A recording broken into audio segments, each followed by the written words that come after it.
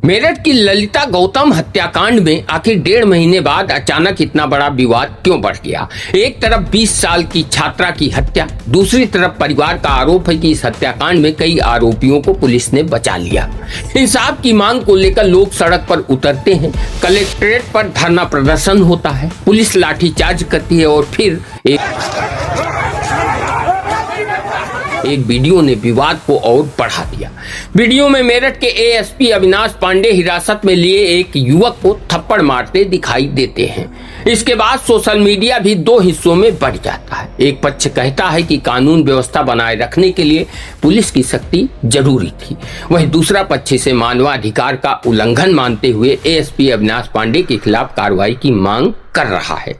थप्पड़ कांड में पूर्व आईपीएस अधिकारी अमिताभ ठाकुर ने भी एएसपी अविनाश पांडे के खिलाफ राष्ट्रीय मानवाधिकार आयोग में शिकायत दर्ज कराई है।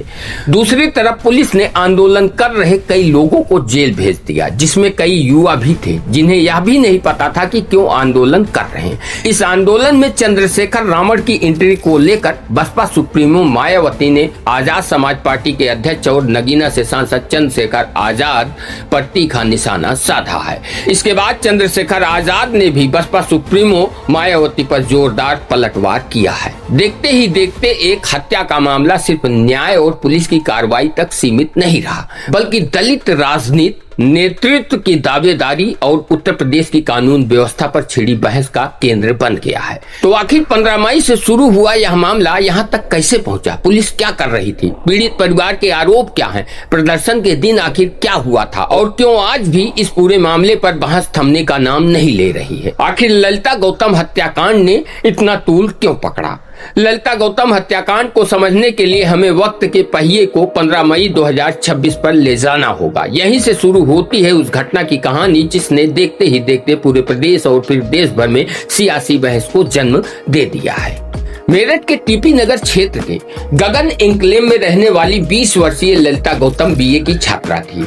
15 मई को वह परीक्षा देने के लिए घर से निकली, लेकिन देर शाम तक वापस नहीं लौटी। परिवार ने उसकी तलाश शुरू की और अगले दिन गुमशुदगी की रिपोर्ट दर्ज कराई। जांच के दौरान पुलिस ने सीसीटीवी फुटेज खंगाली। उसमें ललिता को आखिरी बार अंकुश नाम के युवक के साथ देखा गया। पुलिस पूछताछ में अंकुश ने हत्या की बात कबूली।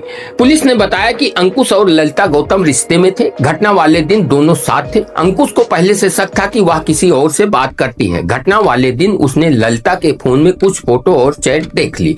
इसके बाद दोनों में बहस हुई और आवेश में आकर उसने ललिता की हत्या कर दी और शव को उपसिया जंगल स्थित एक गन्ने के खेत में फेंक दिया। पुलिस ने आरोपी की बताई हुई जगह से 17 मई को ललिता के शव को बरामद किया। मामले में मुख्य आरोपी अंकुश को 18 मई को पुलिस ने गिरफ्तार कर जेल भेज दिया। इसके बाद सबूत मिटाने के आरोप में एक और आरोपी को पकड़ा। ललिता के परिवार का आरोप है कि एक युवक इस पूरे हत्याकांड को अंजाम नहीं दे सकता, इसमें और भी लोग शामिल हैं। परिवार ने अन्य आरोपियों की गिरफ्तारी की जल्द से जल्द मांग की, साथ ही उन पर बुलडोजर कार्रवाई की मांग की।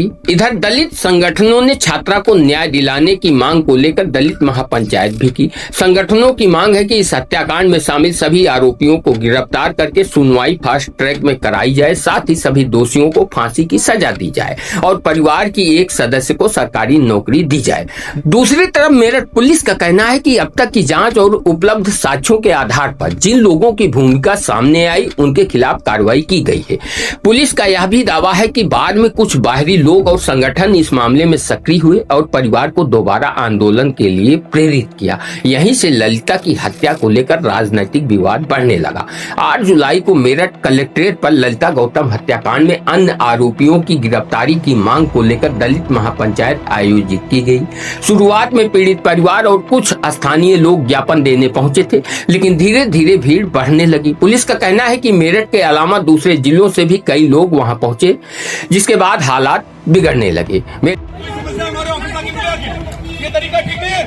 मेरठ पुलिस का दावा है कि प्रदर्शन के दौरान कलेक्ट्रेट के सामने मुख्य सड़क जाम कर दी गई। पुलिस के अनुसार कई बार लोगों से रास्ता खाली करने और शांतिपूर्वक प्रदर्शन करने की अपील की गई, लेकिन भीड़ नहीं मानी। इसके बाद धक्का मुक्की हुई और सरकारी काम में बाधा आई और हालात तनावपूर्ण हो गए। पुलिस का आरोप है कि कुछ लोगों ने माहौल को और उग्र बनाने की कोशिश की, जिसके बाद बल प्रयोग और लाठी चार्ज करना पड़ा। इसी दौरान एक वीडियो सामने आया जिसने पूरे मामले में एक नया विवाद खड़ा कर दिया। वीडियो में मेरठ के एएसपी अविनाश पांडे पुलिस की बंदी वैन के अंदर अधिवक्ता रवि गौतम को थप्पड़ मारते हुए दिखाई दिए, जो मेरठ का स्थानीय निवासी नहीं बल्कि नोएडा का रहने वाला है।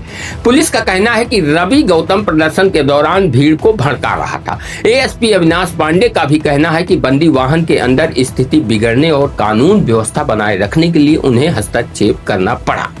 इसके बाद पुलिस ने सरकारी कार्य में बाधा, सड़क जाम, तोड़फोड़ और अन्य धाराओं में मुकदमा दर्ज करते हुए कई लोगों को नामजद किया। पुलिस के अनुसार मुख्य आरोपियों सहित 7 से 8 लोगों को गिरफ्तार कर जेल भेजा गया है, जबकि अन्य आरोपियों की तलाश भी शुरू कर दी गई।